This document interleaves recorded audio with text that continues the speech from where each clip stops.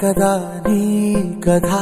ముగింపులేనిదై సదా సాగదా ఇదే కదా నీ కథ ముగింపులేనిదై సదా సాగదా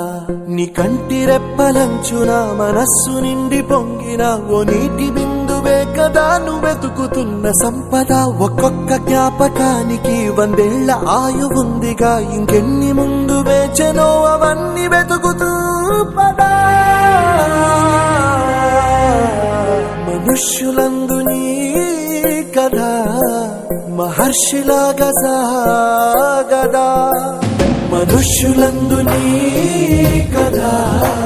మహర్షిలాగా సాగదా